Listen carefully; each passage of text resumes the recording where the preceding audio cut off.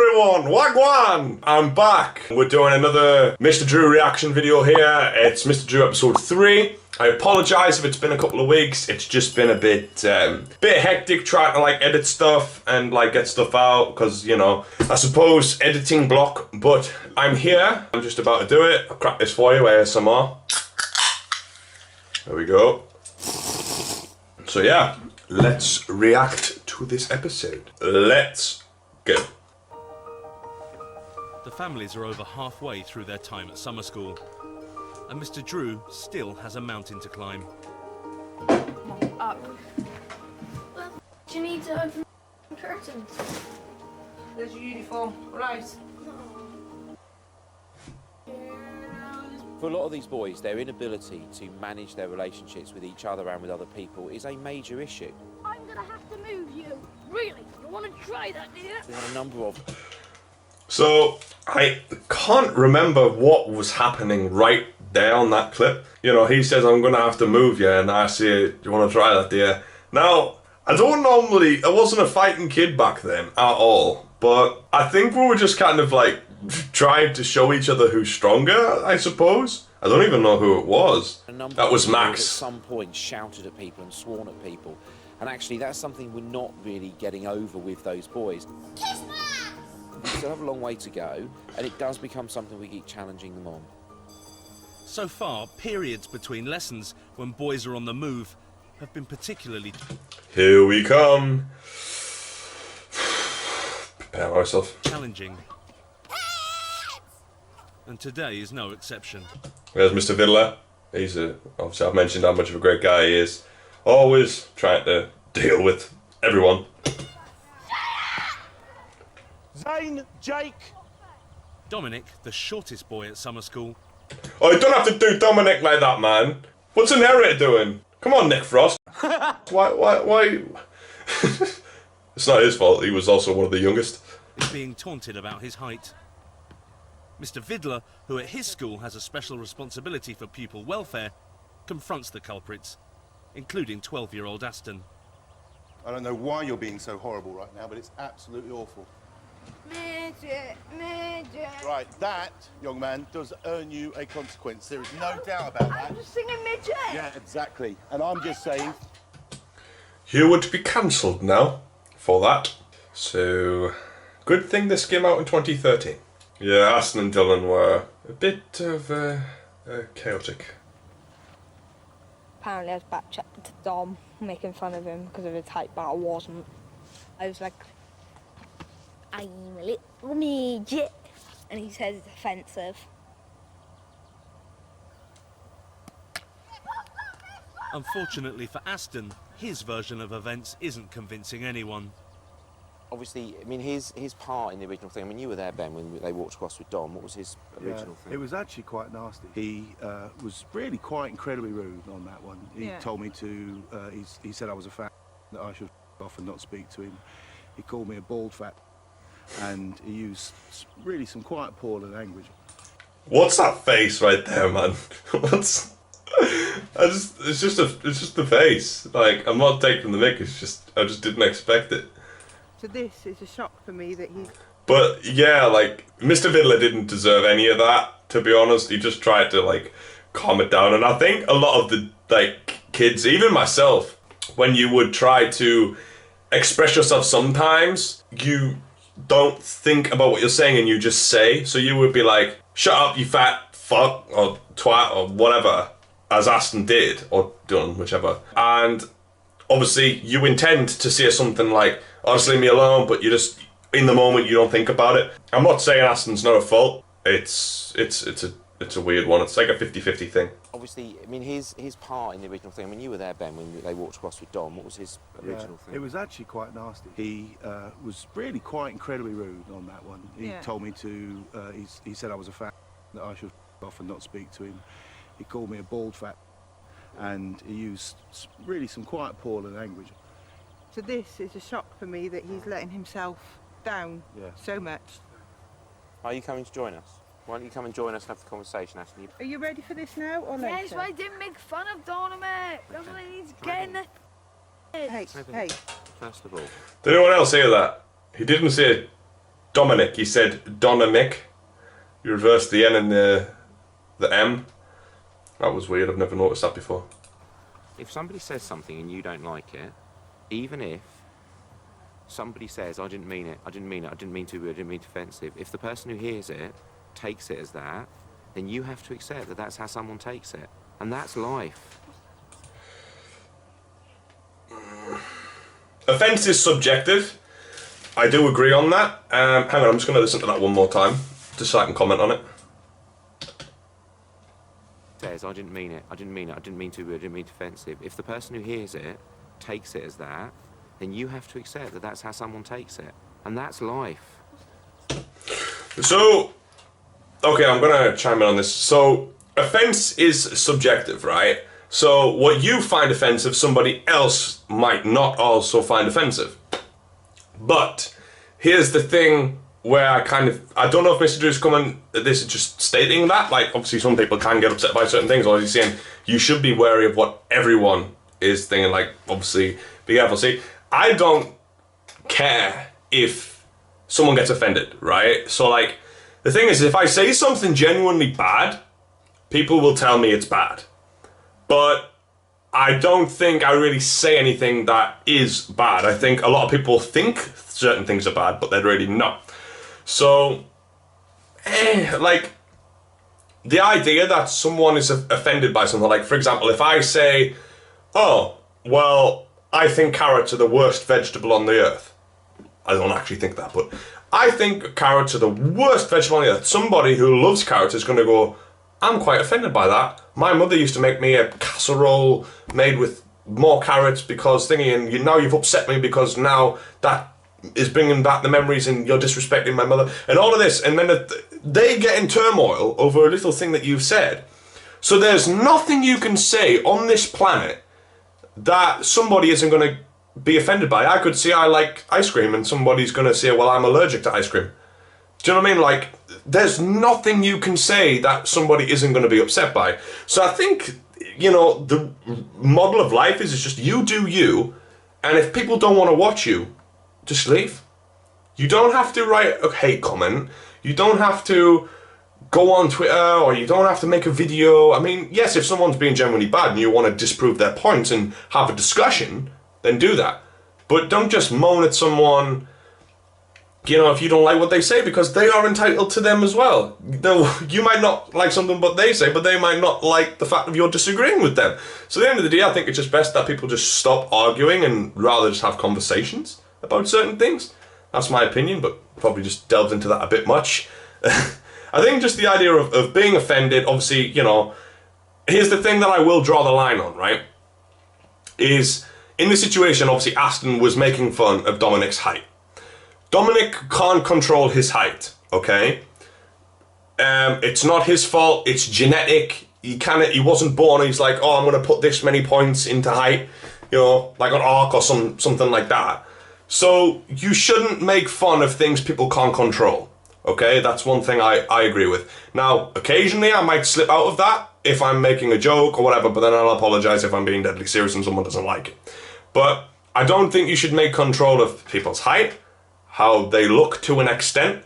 Like, obviously, if you have a deformity from when you were born or something like that, that's not your fault, you know? Like, you can't control that.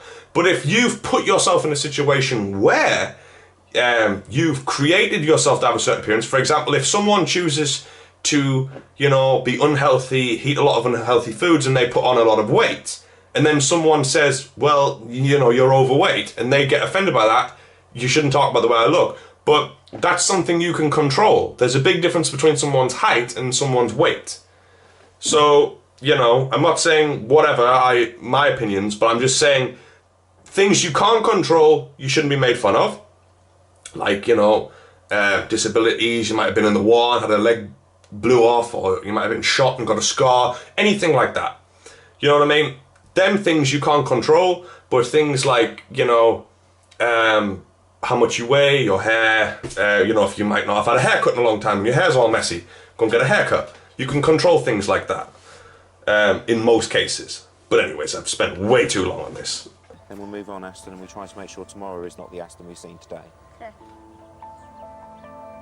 Kids aren't born bad. If I have a young person who's really acting up, who's going crazy and all the rest of it, it's very, very rare that it's a personal thing. And even if it is, I'm the grown up in this situation, so it's not for me to get angry. You just have to be prepared to reinvest. You go back the next day, you put it in again, and then you go back. I love this quote from Mr. Vidler right here. I thought it was one of the best quotes in the show. If you are a teacher or a parent and you're struggling with effort, this quote is the best quote I've ever heard from him. Prepared to reinvest. You go back the next day, you put it in again, and then you go back the next day and you put it in again. If you are expecting at any stage to have to stop doing that, then don't go into teaching. To tackle the ongoing lack of respect, Mr. Drew has come up with a high-risk strategy. He's organised an away match against a local football team. Sit down, boys. Mr. Volante has just a couple of days to whip the boys into shape. I'm taking a leap of faith in you boys that you can go out there and show people what you're about. We are going to show resilience, we are going to show character, and most of all...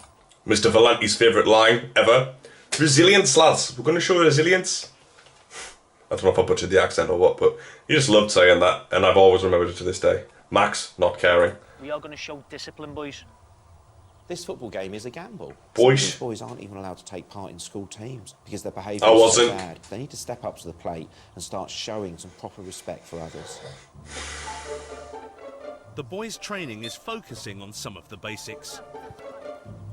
Control, passing and dribbling. Yes, you can. Yes, you can. Who says that? Barack Obama. Yes, we can. Stop. Hold your touch now, Joe. Well done. But the session is marked by arguments, It's not free kick! petulance, Man of steel. Nice touch, Jay. and the kind of language that results in an immediate red card. Swearing with these boys is very ingrained. It isn't something that can be broken overnight. It's easy to break some of the other habits for these families. Pretty much modern day football. You get flicked and it's like, oh, I'm off for 3 months with pay. You know, like... Go back to like football when it was like the 1950s, 60s, 70s when people used to actually smack into each other and get hurt and still get up and go on and cause fights. Like that was when football was interesting. Like, come on. Than it is to break the habit of swearing. And it's what I always refer to as lazy swearing. There's no effort involved, there's no thought involved. With the football match just days away, Mr. Drew summoned some of the worst offenders to his office. I'm not prepared to speak to you while you are acting like this. 9-year-old twins Joe and Jake live in the West Midlands with full-time mum, Emma. Over the past year, the boys' behaviour has become more extreme. Jake has been in trouble at school for throwing a chair at a teacher. That's bullshit! Joe has been excluded for fighting. Life with Joe and Jake can be really hard. You wake up and you don't know what the day is going to have in store for you, really. They just like fight with you to get their own way. Yeah, Joe and Jake were a bit mad. I don't know what they're doing with themselves now, to be honest. I've tried finding them on Facebook, and I've tried, you know, hunting them down through other people. I can't seem to find them, because I don't know their last names. But Joe, Jake, if you're watching this, you know, or if you see this somewhere or someone mentions this to you, hit me up on Facebook, at Clark Brentwood, or hit me up on Instagram. Same thing. And yeah, maybe I'll bring you on the channel and you know, interview both of you or something like that. See how you're getting on. But if not, that's fine. But anyways, moving on. Mr. Drew just like showed them videos of them acting up and swearing, and really like made them reflect on how they're behaving and stuff, and they seem to hug their mum and, you know, want to do better in future. And now it's on to me. Summer school. Come on. Point between pages. Brown flakes? You know what it's like when you haven't had any breakfast on the morning. Gets to about 11 o'clock and your car's in World War III. Fun fact, I know it doesn't show it in that shot, but when we went to the rooms, there was like new pillows bought and stuff like that for the beds. I took some home with me when I left the show, and I still have them. I still have them to this day. As many as some other like stuff. So maybe I'll show it at some point in future. But yeah, like they're pretty cool pillows. They're like birds and stuff on. Pretty nice. With World War III narrowly avoided, it's off to class. Eyes on me, thank you. Mr. Vidler? Mr. Grist? Adverts. Miss Skinner is conjuring up some mathematical magic. I'm pretty sure that I can read your mind. I can read your mind. I can read your mind. Is that your answer?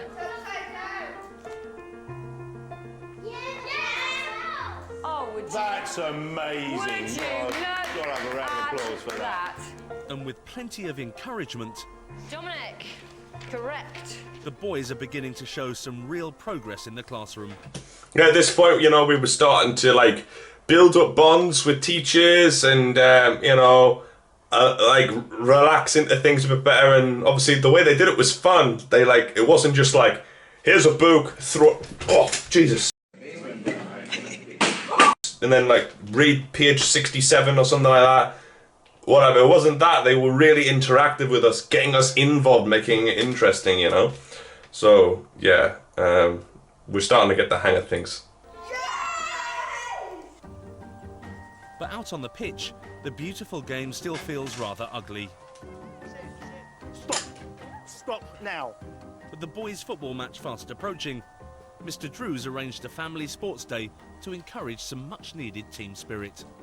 Sports Day is an integral part of any school's calendar. We know that these boys struggle with not getting their own way, so we're 2.5 weeks in and it gives us a really good opportunity to see what progress they've made. Right, can I have everybody's full attention? Thank you. Trousers hanging down and everything. What I'm after is that skill from the parents as well as the pupils is resilience, not got given in. Oh, I remember this. I remember this sports day. Oh, it was a bit mad, you know. We did like welly toss, sack race, all those kind of things, and the favourite one I loved was a tug of war. We did tug of war on this. They only show it for a few seconds. You think they would show most of it, but we do tug of war, and me and my dad were both in the same team. And you see, my dad, he's giving it some, trying to pull this rope, but I think we lost just because there was more. Like I think people on the other side, there was more like girls on the other side weighing it rather to like a few more boys on that side, I don't know. But we lost, but we give it a good bloody go. I bloody love a tug of war. It's like one of the most like strong masculine feats of strength I think you can do in a fun way. Every activity that we do, we're working together as a team to try and accrue points. Give it your all. Give it your best, okay? The boys and their parents are divided into 4 teams. Tell me what country, Dom, you are captaining today? America. America! Fuck yeah! America! Fuck yeah! England, we have Aston. Tell me, Aston, what country are you representing? And I don't think it's going to take much of a guess. Wales. Wales. Tell me, Max, what country are you representing? Jamaica! Jamaica. Sports Day's kicking off with an old favourite. On your marks, get set. Go! Come on, Keith. Yeet. Come on. Points mean prizes. Teamwork is the order of the day in the next event. There we go. It was so hard because our legs are so like different in like length. Like look at where his knee is. And look at where my knee is, man. Like. Well done, Tom, Christina, keep working together. Look forward, it helps if you look forward. Sports Day's going pretty well so far, actually. I'm having a good laugh. It's really nice seeing the parents and the boys like interacting and mucking about, and it's quite good for them to just see you don't have to win everything. You don't have to worry about it like that. Too early for a shower for them, boys. Welly toss. All of the teams are still in contention as the tug of war looms. Here we go! Here we go! Yes! It's England versus Jamaica. There, you see my dad? See my dad at the back, man. Joe going for it. Like, and then you see obviously me.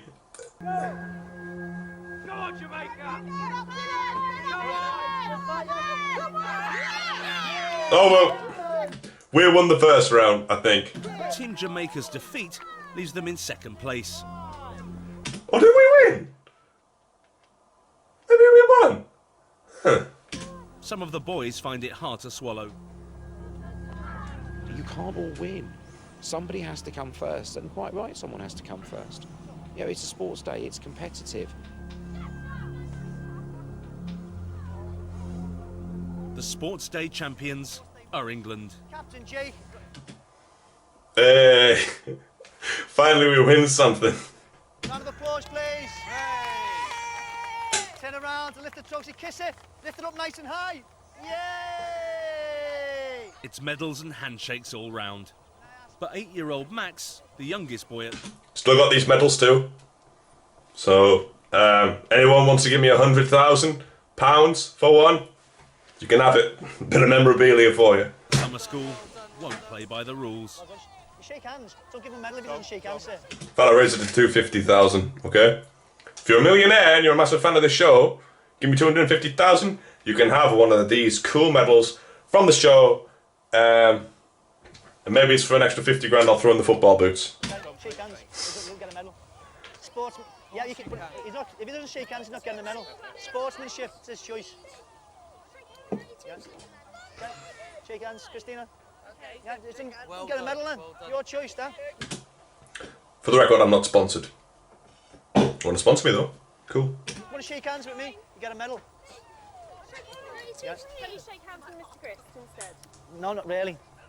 A couple of wobbles towards the end. We've seen Max see, obviously his team lost, and it was all about his inability to sort of accept that he'd been defeated. We're going to be having a football match this week, and he's going to be going on the field of play, and he needs to learn sportsmanship, where you learn to, at the end of an activity, even if you've lost, you shake each other's hands and you walk off the pitch. Max fun. Always shake hands. Like, one of the biggest things that annoys me is like if someone has like a boxing match, right, or whatever, and even if you hate the other guy's guts, right, at the end of the day, that person has had the balls to step in the ring with you, or you've had the balls to step in the ring with that person, and whoever loses, you should still walk up to the other person, shake their hand because they're feeling worse than you because they've lost or whatever. Sportsmanship. Do you know what I mean? Even if after that you go home and you're like, oh, he's a, you know, whatever, you've still shown that you're a sportsman. Fair play, you won, you know? Finally backs down and agrees to a handshake. You know what? You know, all I want you to do, right, is learn from these little letters, right? Yeah. It's not him. Yeah. It's not him. Yeah. It's in there. Yeah. In where? In his head. Yeah.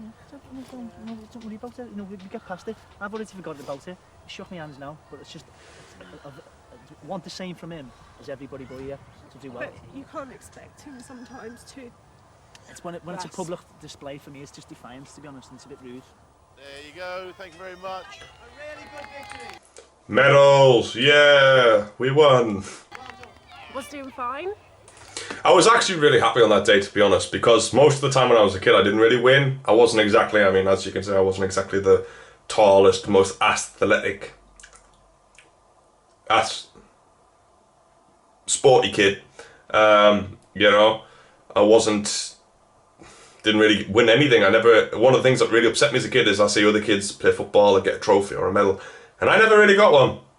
So this day I was really, really happy. And then Max wouldn't shake Mr. Valente's hand, but that's Taking part, and I think that's quite right, because we've got 11 boys who 2 weeks ago couldn't have spent the afternoon doing that, so they do all deserve a medal for taking part, as do their parents, partly for being their parents. Success. I've never been in a winning team before, so yeah, it was fun. Really enjoyed it. Jake, please make the right choice. Please. I think the kids learned an important lesson today, that never give up, keep on going, even if you come in last, just keep on going. Even if you're struggling, keep going, right? Keep going, right? Because you might decide, right, oh, you know, I've been trying to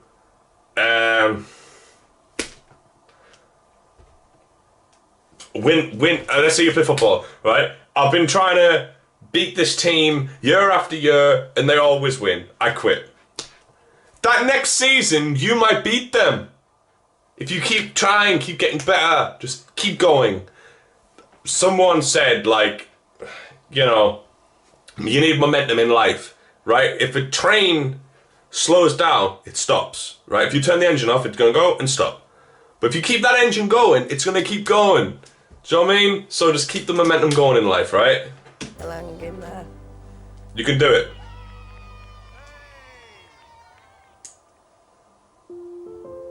Sports Day has been a success, but the battle against bad language is far from over. Mr. Drew has begun to tackle the boys. Now, well, I'm going to go back because that's quite funny. 2 seconds. Mr. Drew has begun to tackle the boys. Tackle the boys, huh? Now he needs their parents to accept a few home truths. You need to be clear about what is acceptable in your house. When it comes to letting bad language go unchecked, Clark's dad, Keith, is one of the biggest culprits. Oh, don't hate my dad, okay? Like, I didn't even swear that bad, man. Like, I just used to swear occasionally. And my dad would check me for it, but he knew at the end of the day, like, I'm gonna still do it because I would just speak my mind at the end of the day, and obviously, like, I wasn't hella abusive. I would just say, like, shit, or this or that. I didn't even use, like, really vulgar stuff as far as I remember.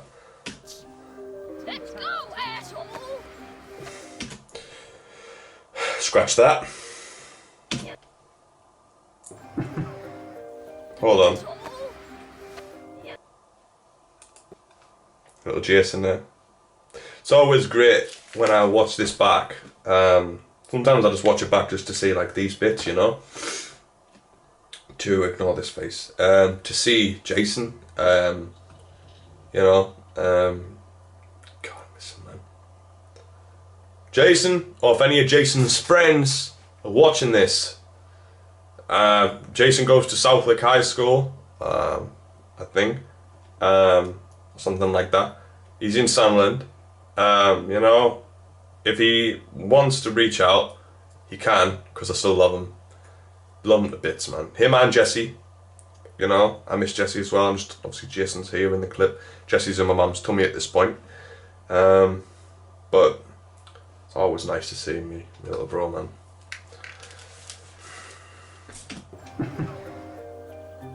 Now Keith's hands-off approach has landed him in the hot seat.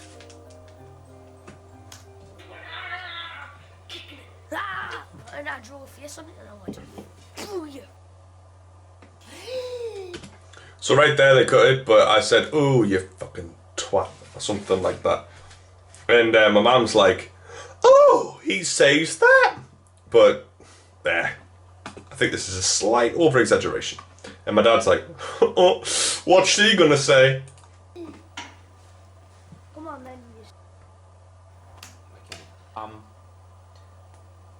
What's going through your mind? Jesus. I just thought, why is he acting like this? So I sort of like stood there, kind of thinking, well, what do you do with a boy like that?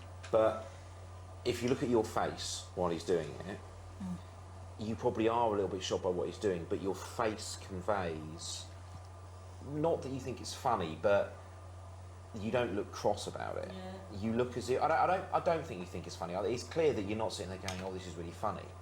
But your face conveys to him almost like, oh, that's a little bit giggle. I think if I was in that situation, I think I would have said, Clark, can you please come back in the room, please? Okay, I know I've mentioned this before, but I don't think this necessarily my dad's problem. I don't think it's my dad's fault necessarily, because this is why I think my dad was like this. Because there was 2 completely different approaches to parenting in the house. My mum would, like, you know, be less calm in our approach and say like, stop what you're doing, you're being bad, this, that, and try like kind of battling with us in a way to calm me down.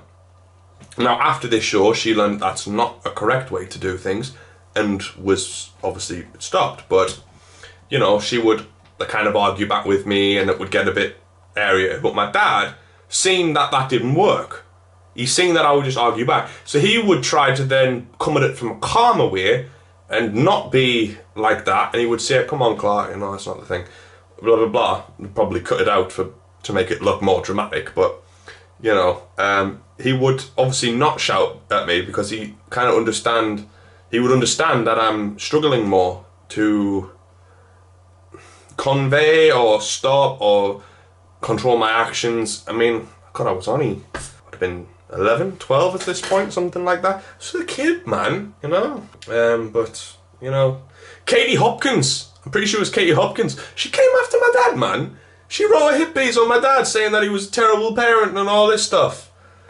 Like, come on, Katie. Jesus. Well, if you just said to me, is that appropriate? Then I would have asked him to answer, and then I would have said, what do you have to say to Dad? In the moment, it's very important for the child to get the message. We are united in this. Mum disapproves of your behaviour, and so do I. Does he know, absolutely, that you completely disapprove of it? Is he getting it from you every single time? That you disapprove of it? Yeah. Because every single time he doesn't get that, it chips another step away to him thinking it's okay. We get it every time, but it doesn't seem to stem his behaviour of like, keep doing it. Well, you have got to be relentless on it, and you've got to make it clear to him all the time, yeah, that's not acceptable, it's not acceptable, it's not acceptable. Keith's behaviour of trying really hard to be matey with his son is not that uncommon a behaviour, and I think sometimes Keith... Bear in mind, I think the reason my dad tried to be more of a friends with me, because I had no friends. I didn't. I had no friends at this point. I was a loner, I was getting bullied quite a bit. I think my dad just kind of felt sorry for me, you know, and tried to give me a bit of a, I don't know, shoulder to cry on kind of thing. I mean, you see in his face, he kind of feels a bit defeated in this argument, like, you know, my mum's against him, Mr. Drew's against him, and he wants to kind of argue his point, but in the same way he knows he's right but also wrong, because he's trying to obviously stick up for me, his son, but at the same time it's probably not the best way. So I feel for my dad here, man. Goes for the easier life and easier option, and actually that's not your job, and your children won't thank you for it. They won't thank you for being their mate. They've got their own mate. Psych. Thank you, Dad. Thank you for being there when nobody else wanted to listen to me. They don't need you to be their best mate. Your job as a parent is to hold the line. To be honest, I think he says there, a parent's job is not to be mates with you, it's to hold the line. Parent's job is to enforce rule and structure in a house. But here's why I disagree.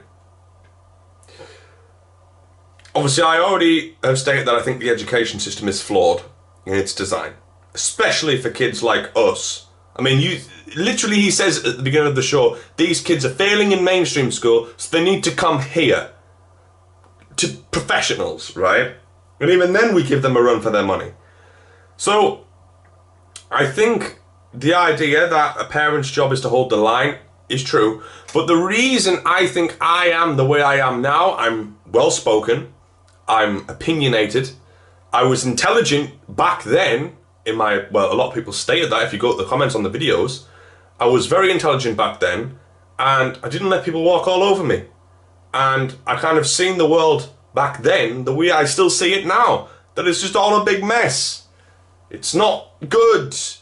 And the reason I think like that, the reason my mind was developed like that from a young age, was because of my dad.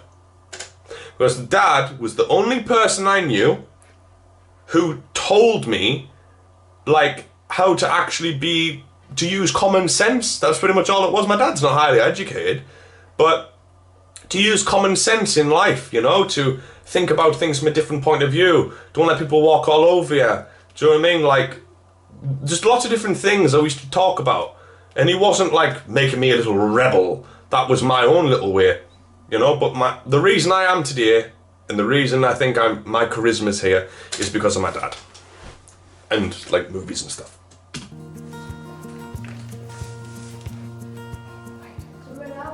The families are gearing up.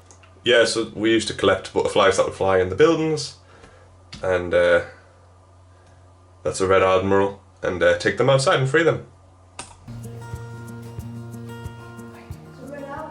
The families are gearing up for another day of lessons. Excited about going to school? Never excited to go to school. Down slowly in Liverpool. That's funny because we have a picture of this. My mum showed me a picture of this on our Facebook this morning. It came up on a time hop thing. And she said this morning, oh, have you reacted to this bit yet? Oh, are you going to put it in the episode? I was like, yeah, I'm going to put it in the episode because it's a great little clip. I can talk about it. So it's funny that it actually showed up today when I came to do this because I didn't know what episode it was in. But yeah, you can see obviously that I have the butterfly in my hands from what we just rescued. And obviously I'm very gentle and it sits on my fingers for a few seconds before it flies away. And I consider that a thank you for letting it outside. But, you know, I was like this as a child, you know, I didn't like to hurt animals. I always like to take care of them and look after them. And obviously, if you're around the channel, you know I still do that to this day. Excited about going to school? Never excited to go to school. Down slowly in Liverpool. There, look at that. See how it sits? Lands down a bit. And then away. I consider that a little thank you, like, cheers for letting us out, mate. I'm gonna let you look at me with my wings open. It's time for assembly. You know? But Tom is still getting ready, and he's come up with a new dress code.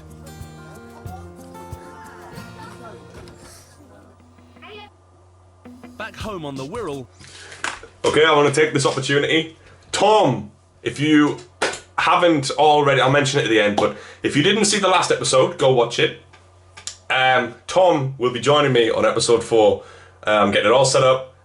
He's going to be reacting to the whole thing with me. We're going to be talking, offering advice. We're going to be talking about the benefits and negatives of the show. Everything we're going to discuss on that day. I'm going to upload this one probably a couple of days time. So it is Thursday. I don't even know what day it is. That's my life. It's Thursday today. You can probably see this before, I would say, Sunday, I hope. But I plan to try and film it with Tom in the next week, because that's going to take some editing, and get it out to you guys. So I'll put the clip at the end of Tom saying he's joining me, but the ones who have already seen that will obviously be just as excited as the new people if you're here. Tom's doing fine academically. It's his behaviour that's the problem. 2 years ago, his dad died. Tom's still doing good for himself now as well, you know? And Tom has increasingly landed himself in trouble, leading to a permanent exclusion from his last school.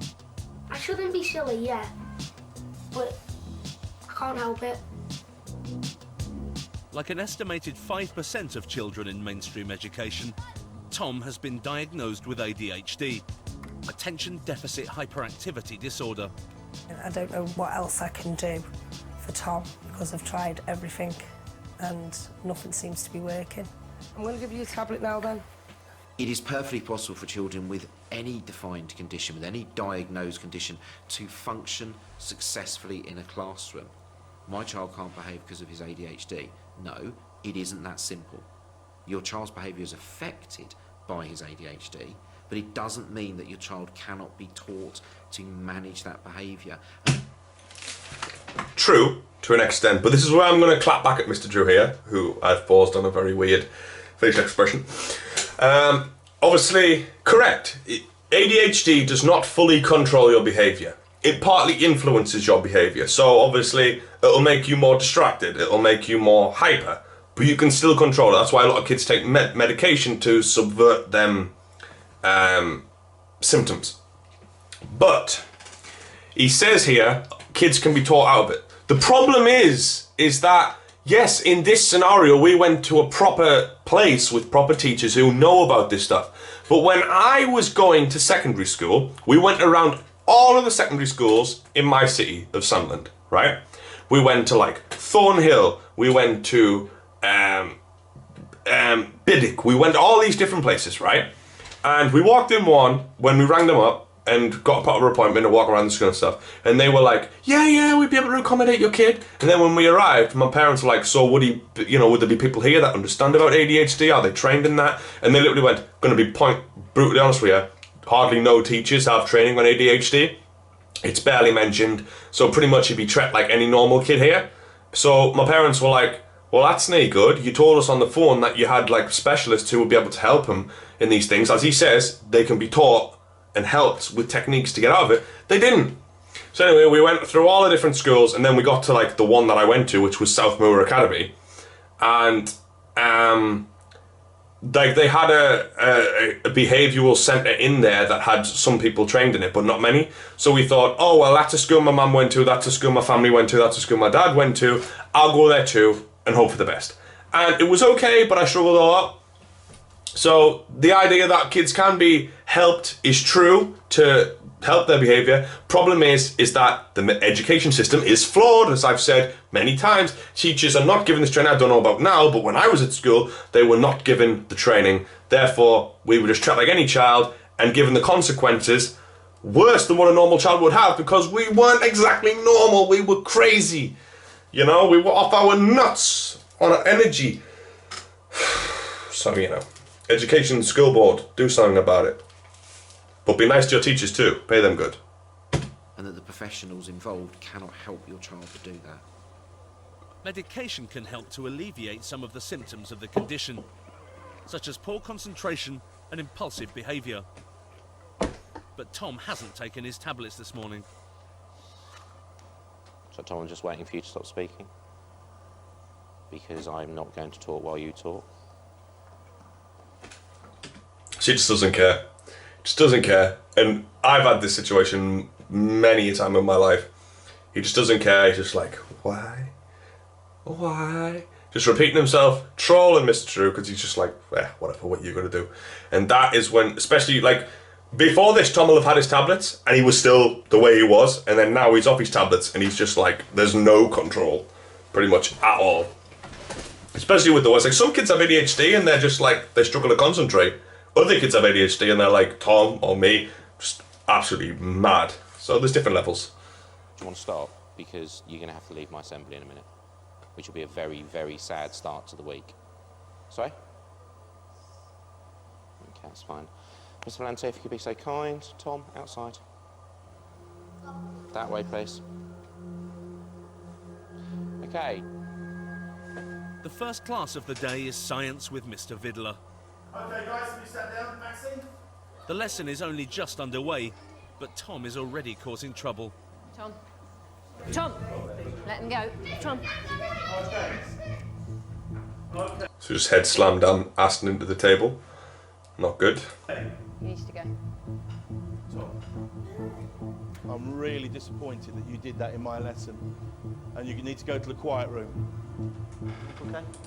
So there's a thing called a quiet room. You would go there. Just filled with like bean bags. There was nothing in there, just bean bags that you can sit. There was a camera obviously set up in the corner to record us in there, but no TV, no crayons, no paper, nothing. You want to go back inside your lesson? Louis won't get it. Yes, you are. Wait downstairs. Tom, I'm going to protect you, Tom, from yourself and from others. Tom, listen. Listen to me. Just be careful. Listen, calm down. Just go to the quiet room for me. Go to the quiet room. Quiet room for me. Quiet room. The first time the teachers have noticed Tom's behaviour being affected by him not taking his medication. I walked outside and his mum said, come on, Tom, you need to take your tablet. So straight away I went, why hasn't he had that tablet first thing this morning? Because basically, we've set that kid up today to fail. Yeah. Well, no, we haven't. His mum should have done that. By not giving him that, you might as well last night send him out to play football in Wellington boots, filled them Wellington boots with sand. I am angry that he missed out on something that he would have enjoyed. I don't lose. I had loads of lovely kids in here. Mum doesn't lose. She was off doing something else. The only loser in that situation is Tom. Mr. Valente wants to get to the bottom of why Tom hasn't had his medication. He like holds me to ransom a bit because he'll say, I'll have it in a minute, I'll have it when this, and I'm like, no, you'll have it now.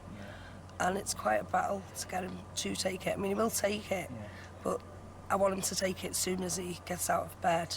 I mean, some like mornings I do forget. It is quite hard when you're rushing. One thing I will say about taking tablets with ADHD is they're pretty disgusting. With me, due to dietary reasons, I couldn't take the shell of the medication, so it was a powder inside, so you have to put the powder in a drink, and when you swallowed it, it was just a bitter, horrible, acidy, like tasted like powdered bleach, really. It was disgusting. So if you think you were quite deterred away from that, like, why can't they make one taste like a gummy bear or something, you know, like a nice sweet thing, like, you know, so a lot of kids are deterred from taking their medication because they suck. But obviously, you know. You know, getting him ready. I'll be honest with you, I'm not sure to having the medication. Yeah. Okay, so I'm going to skip forward a bit now to just some like key parts because I'm a bit pressed for time. Agitated by the morning's events.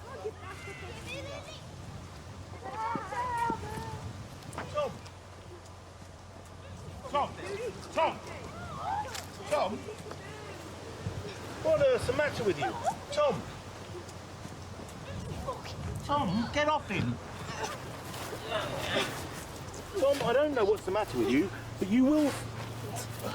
Now then, you didn't need... That wasn't a nice situation. Tom was quite a bit bigger than Joe or Jake. Don't know which one it is, but you roughed him up a bit. I don't know why. So it wasn't great. Come over here. You did not need to attack him. You did not need to mess around with our stuff. You now got a consequence for later on. You need to go. It's time for Tom to spend some time away from everyone else, to be honest.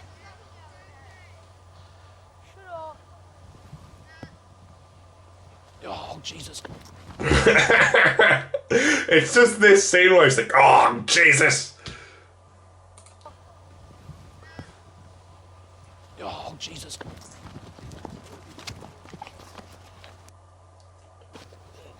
You're not doing it. You're not doing it. You're not. Walk with me. You're not doing Walk it. with me.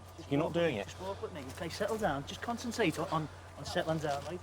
Me go. Yeah, just let him lie for a minute. Can you stay with him, sir? He needs to basically be excluded and be out for a while. As soon as you take the law into your own hands and try and hit somebody, right, then you become the person who gets into the bother. And there's got to be a consequence of that. You know, it comes back to this thing again about, right, they're winding you up because they know they're going to get a reaction from you. I said to you I'm always going to be honest with you, didn't I? It's important that I tell you the truth. Because if you don't hear the truth, Tom, you're not going to ever be able to get past it. Why is the music and why is everything so emotional, man? It's like, it takes me back to when, like, life was so simple yet so confusing. You know, like, you would try to fathom why things the way they are, why rule. See, like, obviously, when you're a kid, you just, life is so simple, you know? You don't have a lot of rules. You know, your life is so simple, you just want to play. And then the adults always would enforce these rules on you and say, you can't do this. And you'd be like, why though? And then you realise when you're an adult, they live by a set of rules that you didn't as a kid. So, you know, I can really feel I can feel it here, you know? This.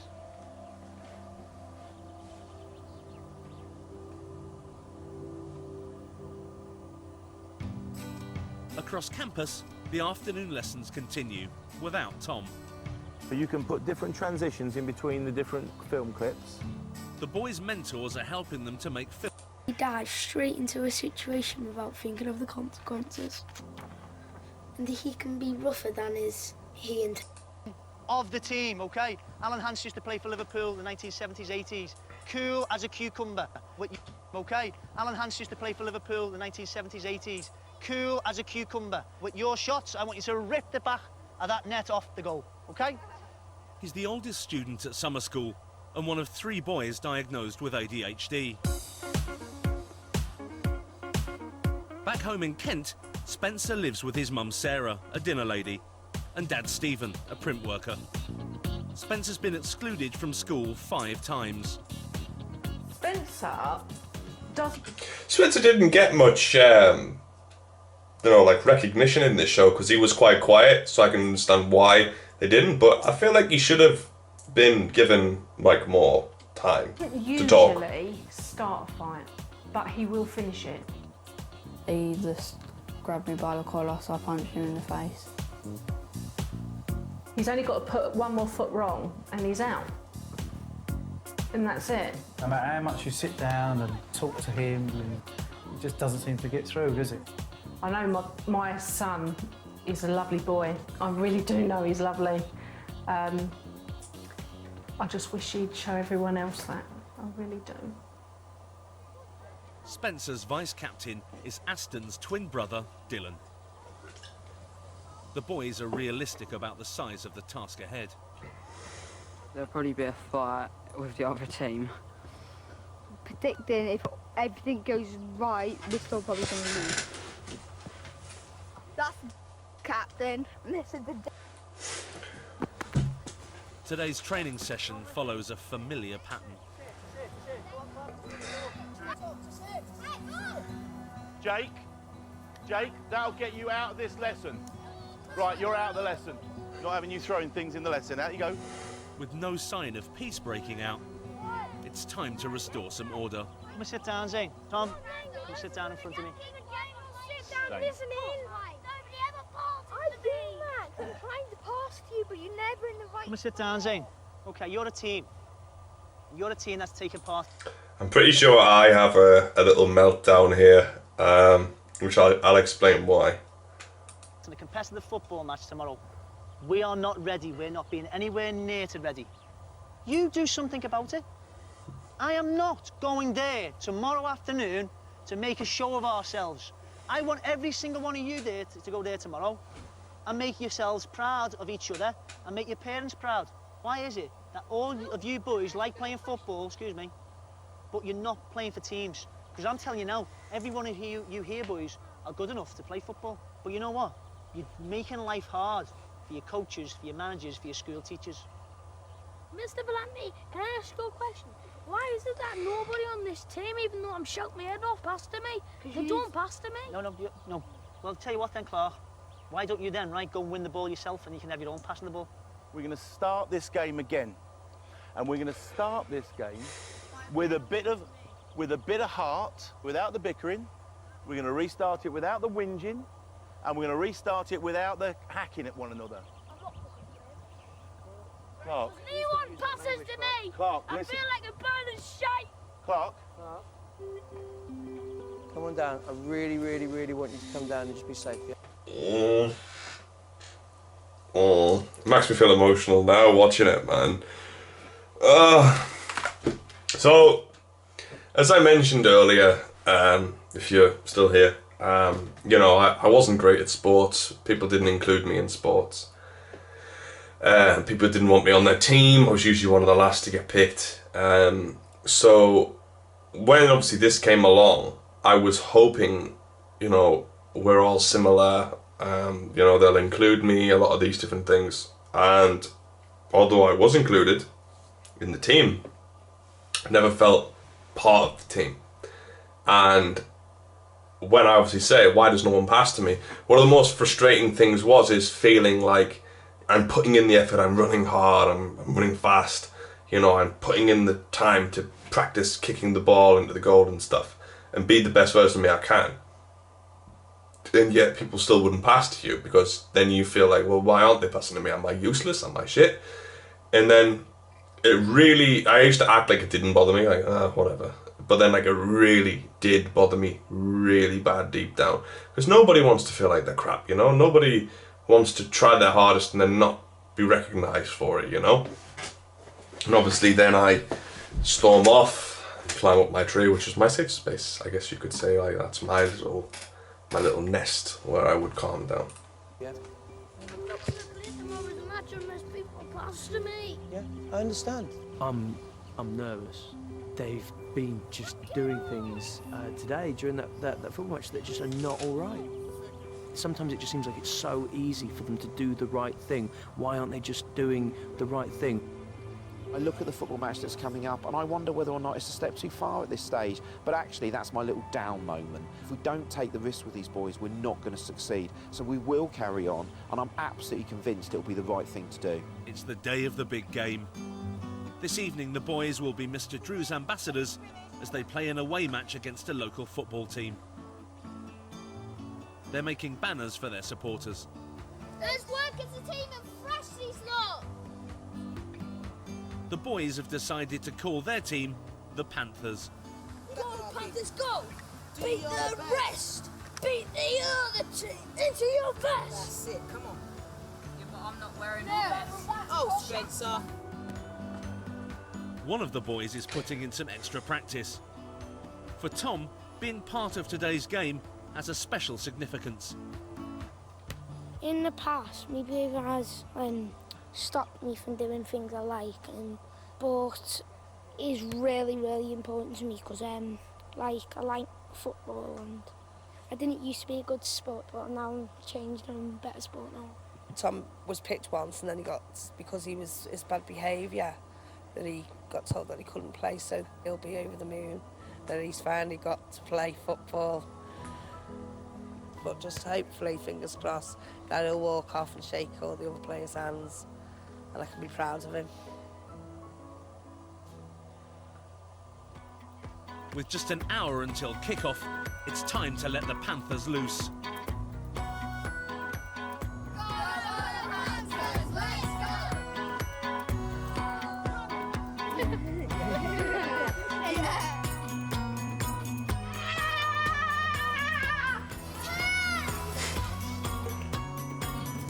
That was me! I wondered who that was. Giving them a game here tonight. The whole of Look at his! Look at his man in my little costume, look at that. Stuff like a team. Let's let these boys know that we're going to be giving them a game here tonight. So, they went out, the camera crew, and they got us all a costume. You know, like what's it called? A kit. The boots, everything. I still have them. I still have the shoes. I have the top, the shorts, everything, as far as I know. I know I have the boots and I know I have the top. So I still have all of this memorabilia and I have the medal as well. They're somewhere, but I do have them. So for everyone wondering, I still have all the stuff. I don't know if the other guys do, I doubt it, but I've still got the stuff. So this is quite a memorable experience. My first football game ever. They all look great. They're all in the black and white and Tom's in his yellow. They look really professional. Look really good. High knees. Yeah, really good. Needs to move to see if he'll actually stay on the pitch. You see Zian in the corner for a football match. Oh, then, who's having it? Who's having it on the pitch? They're already preparing for violence. They look like a team. We see if they can act like a team. That's the one. Yeah.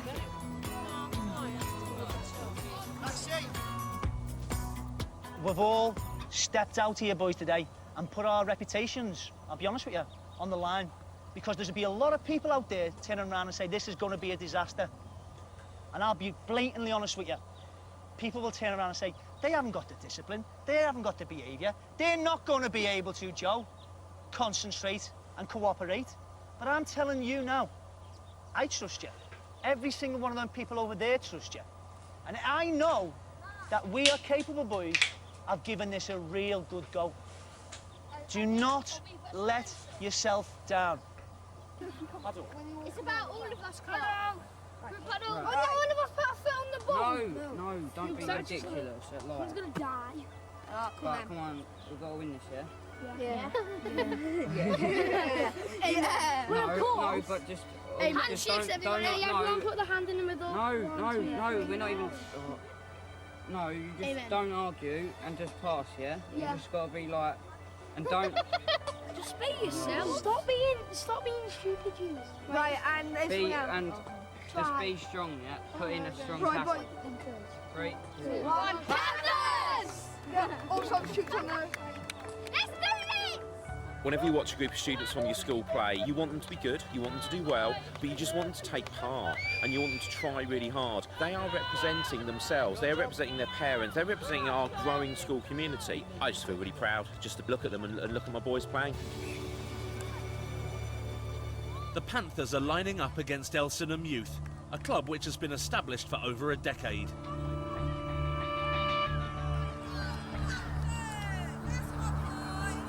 It's 7-a-side with 30 minutes each way.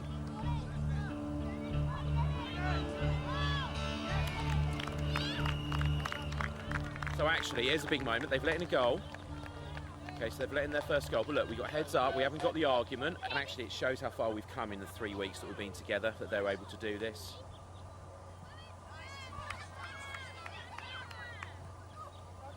One little ball into the class.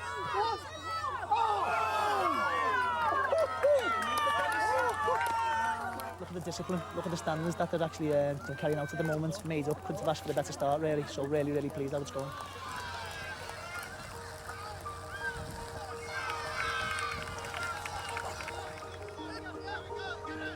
Doing really well.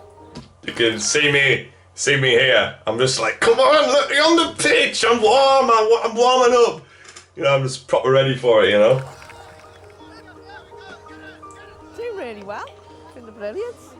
At half-time, the Panthers are trailing 1-0. I'm going to ask you, everyone, are you enjoying this? Yeah. Because you look like you're enjoying it, boys. You know what? You're proving I wasn't on the pitch at this point, but I was itching to get on, and I'm pretty sure he brought me on second half for like 10 minutes, something like that, and played hard in that 10 minutes. Every person on this side of this pitch here, that we could trust you. Every person on the side of the pitch there is unbelievably proud of you right now, boys. A few minutes into the second half, Mr. Drew's boys go 2-0 down. But it doesn't dampen the spectators' spirits. Hey, come on, resilience! Day one, imagine this on day one. Imagine this on day one. It's amazing what they managed to do. It could have been a disaster, but it's not. It's wonderful. It's absolutely wonderful. The guys are doing brilliantly. I'm just so happy, really, really happy.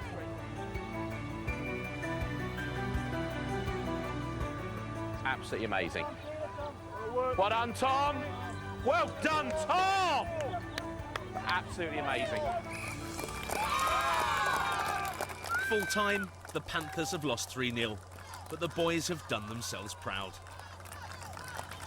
I mean, come on, we weren't footballers. These kids are footballers who were playing, man. They were playing every week, sometimes twice. Obviously, we got our asses whooped, but it was the team spirit where we won. Team spirit. I've been teaching 15 years now, and actually that's got to be one of my top moments of anything. And the biggest thing for me is that they have shown that actually they can work together. There is so much potential for these lads.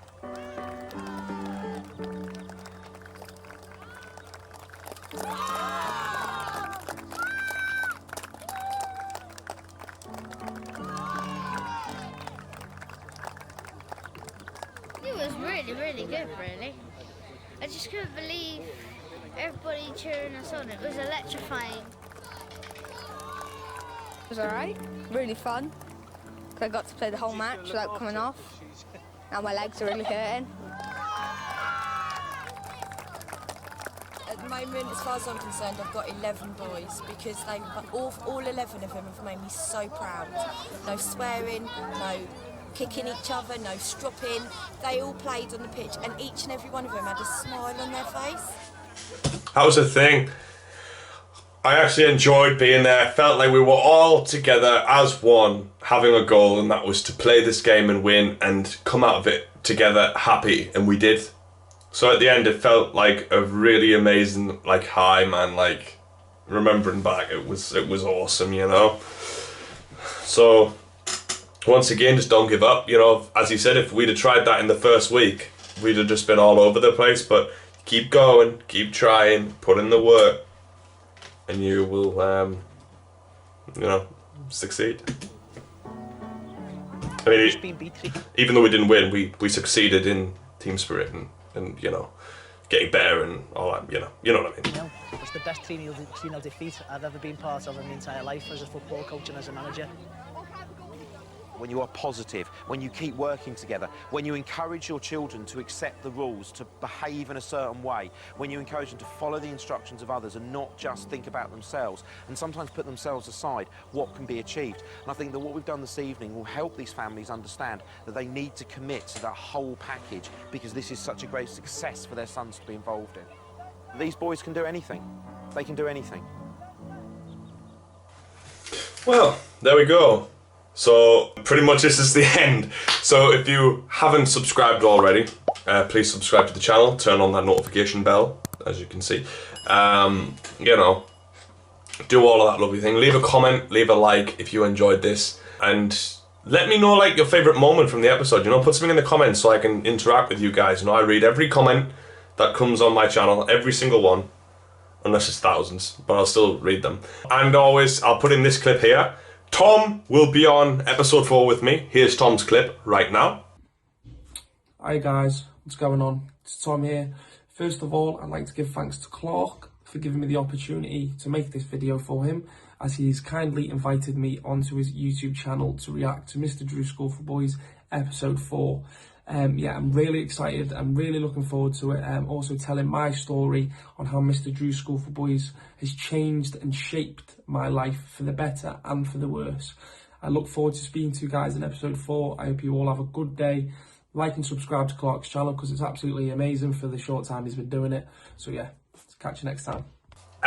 You know, pretty much that's it from me. It's over an hour, so I don't know how long this is going to be. An hour and 9 minutes of recording. Thank you guys for watching. It's been great. Tom will be on episode 4 with me, as I mentioned.